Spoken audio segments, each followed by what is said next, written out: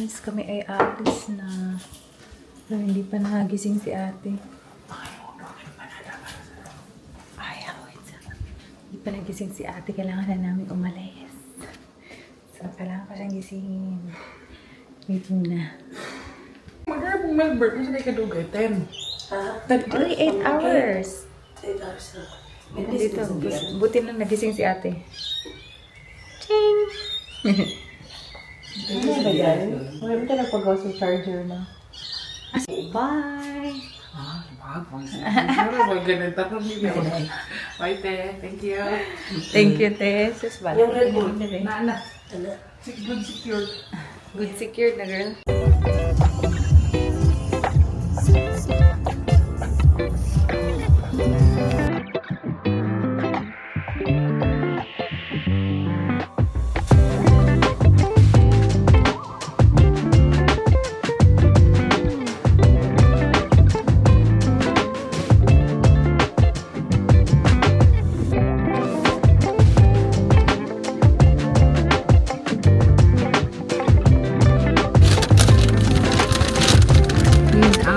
Burger King order. This is our Hungry Jack's order.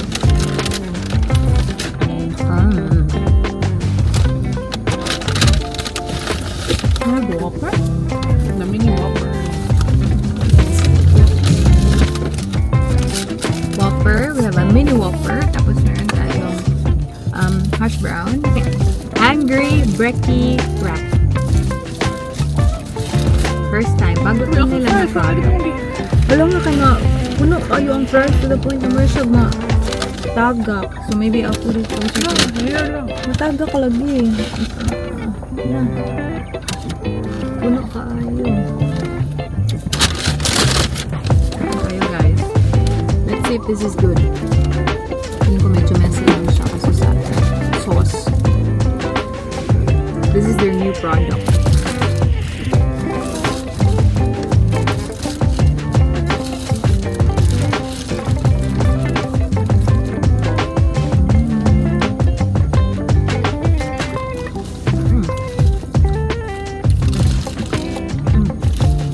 Spicy.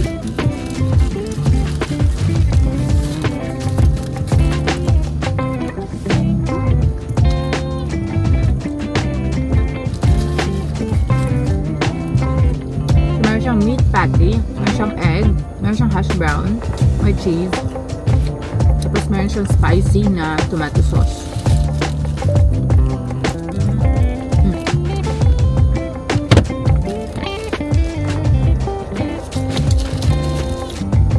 Coffee na chai latte. What's your coffee? You wanna try it? You should. Ano yung abila? 7 hours to go po kami. Long drive. Very long drive. Akala ni ate later pa kami lalarga or aalis. Na-shock siya na kailangan namin siyang gisingin.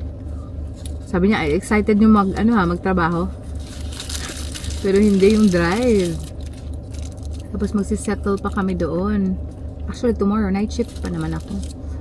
Pero Michelle's gonna do an afternoon tomorrow. Ano yung chips? Kalang country lang. Dami lang chips na.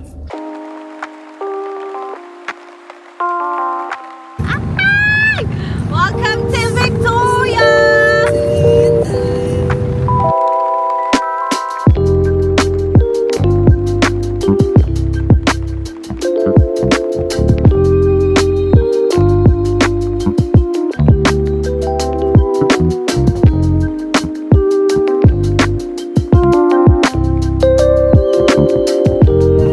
Ang ganda ng windmills! Ang dami!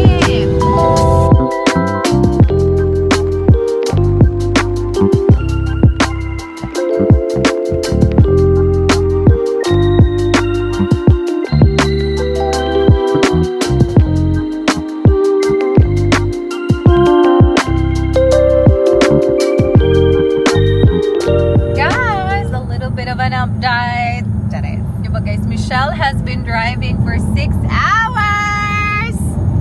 You okay, girl? Sabi ko sa kanya, mag-swap kami. Pero, alam niyo ba na puno yung aming, alam niyo naman na puno lagi yung aming car? If ever mag-swap kami, mag-change yung formation ng nasa likod. So sabi ni Michelle, siya daw magdadrive all throughout. So I'm just a passenger princess today. Uy. Passenger princess tayo ngayon, guys. But is this gonna be your longest drive, Michelle? 8 hours and 30 minutes? No. Hindi pa rin ito yung longest drive niya. What is this? Oh. One way lang talaga yung girl. Ipakita ko sa inyo. Pag-isahan lang na sasakyan. At least this time, guys, kasi alam niyo naman, yung previous natin ng mga long drives, no? Dinaan talaga tayo sa rough road. This time, meron talagang semento. At least na lang kasi feeling ko, remember nyo nagka-problema yung aircon ng car? Kasi feeling namin na siguro siya ba, na mga bato-bato ba. So guys, I'm very glad na hindi tayo nag-drive this time ng rough road kasi napaka-stressful pag nasa rough road ka talaga. Like, hindi mo talaga alam kung bigla na lang magda-drop yung sasakyan. It's very hard to estimate ba at makita kung ano yung situation from afar pag rough road. Dami pala mga lubak-lubak na malalalim. So anyway, this time much better talaga. Pero eto isa lang na car yung kasya. Ayan. So pag meron kaming tagalog sa kasukat na if there's a car sa opposing na lane or pa punta sa amin, mag-move talaga kami sa side. That's alright.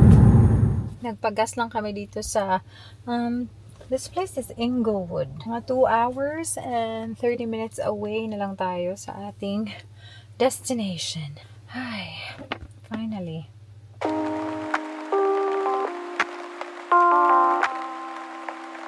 Guys, my God, andito na kami. Grabe, 8 hours and 30-minute drive. Mag-check-in tayo. Wow, ang daming lemon. Very nice. Libre yung lemon. Check-in na tayo.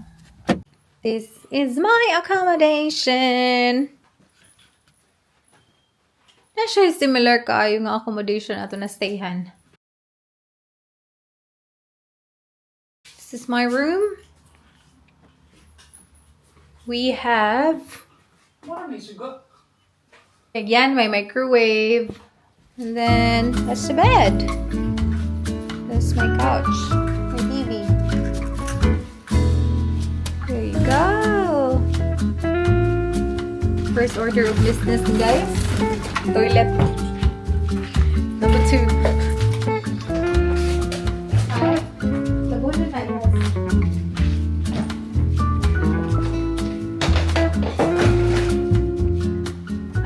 Hindi kami magkatabi ng room ni Michelle.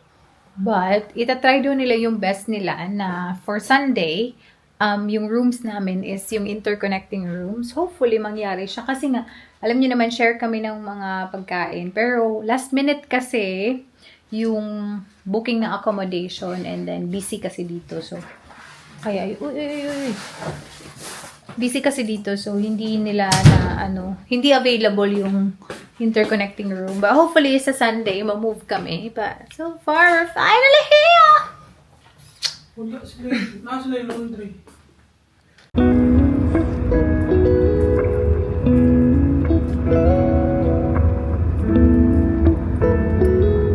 Tara, railway station. Nalagay nun.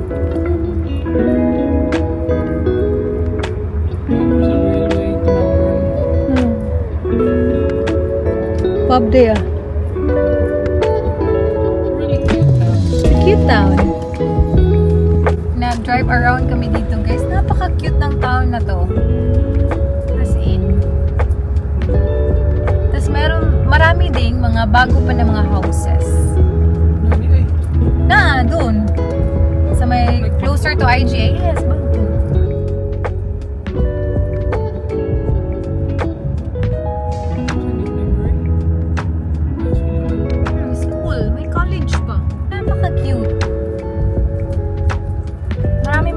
lumang bahay, pero well-maintained yung luma na bahay. Ganda-ganda pa ng mga garden sa labas. It's cute.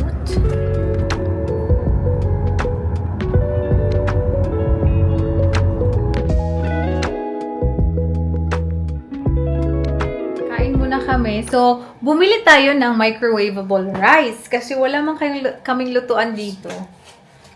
But at least na lang microwave. So, water. Meron tayong water.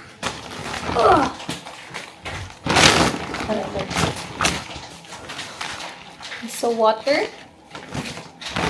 Yung grocery namin is just good for one shift kasi day off kami the next day. Ako, magna-night shift ako bukas. Si Michelle afternoon. Tapos day off kami after niyan.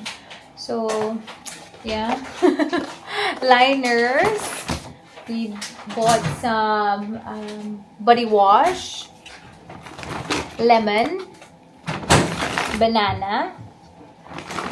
Maraming microwavable rice. 6 nito. Head and Shoulders na shampoo na maliit lang.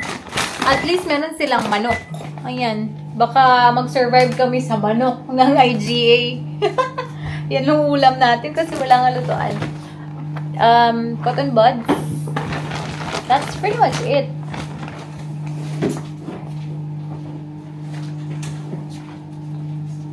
I-set up lang sa ako diri-day ang atong mga toiletries. First ulam. First pagkain.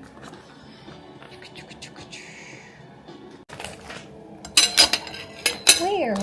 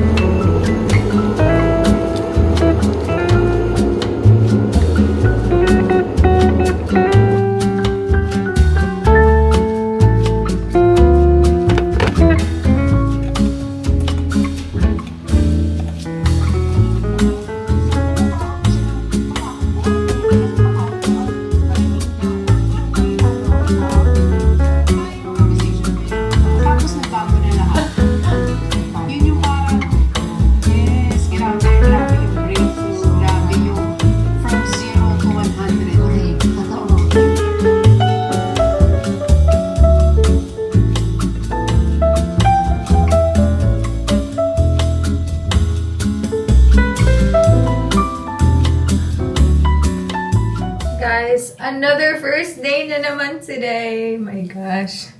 Nakailang first day na tayo sa trabahong to. Grabe!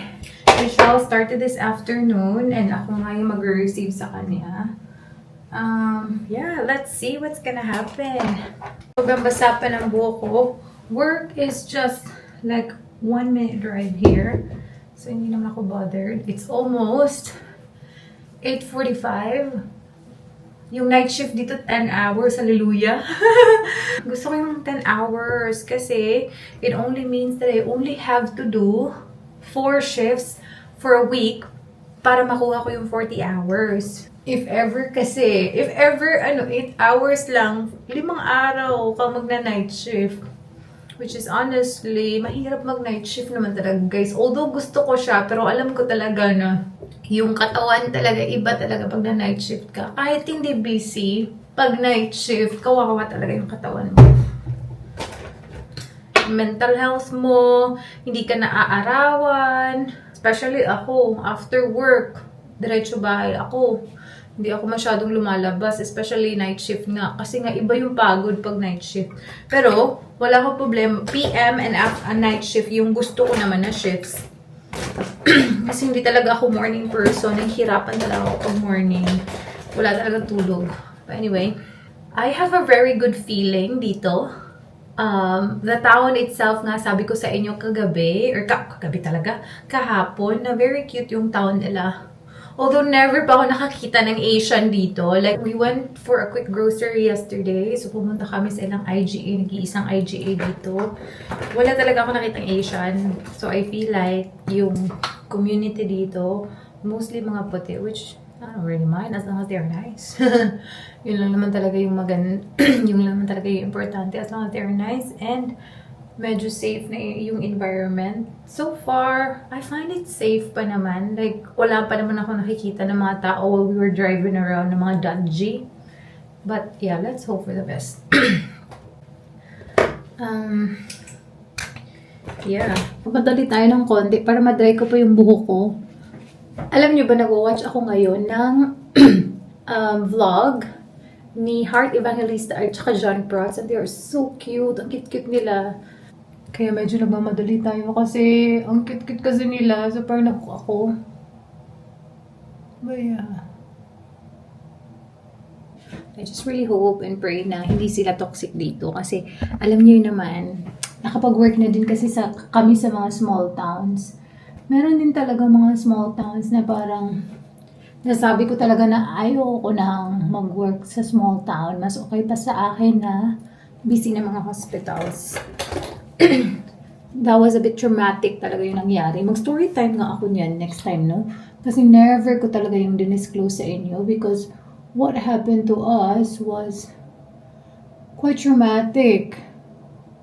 Yeah. Like, may mga investigations talaga na nangyari involving one of their permanent staff. Tapos, ini-involve kami. Kasi nga kami yung hindi taga-roon eh. Yung pangalan namin yung gusto nila na the report is gonna come from us. Kasi lalayas naman kami doon. So, para hindi sila masyadong mag-away doon. Basta, I will do a story time next time. Malaman nyo kung ano nangyari sa amin, kung bakit ayoko na sana namang maliliit na towns. But yeah.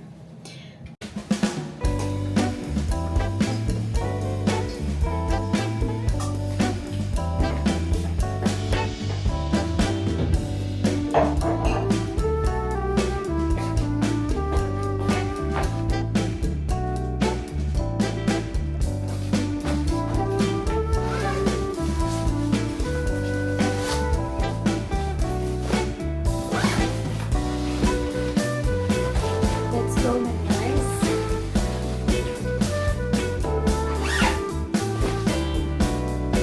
Almost na. Get 8:53.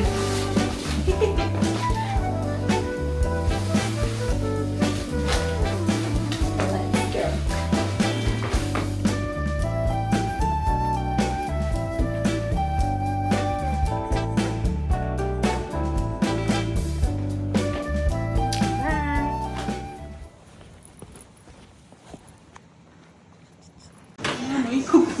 The beach.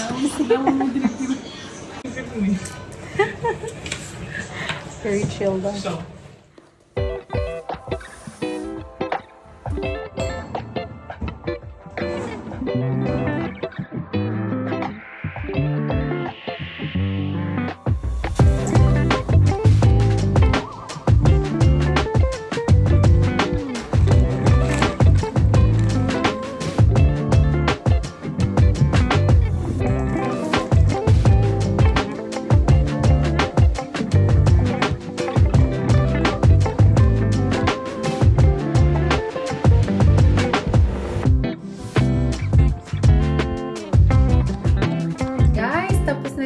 First shift natin, oh my God, sobrang chill.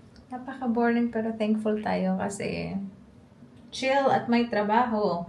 Anyway, day off natin agad-agad. Today, we are gonna go sa town. malaking town dito, 45 minutes away. So, matutulog muna ako ng few hours and then larga tayo siguro mga lunchtime. That's it. See you later.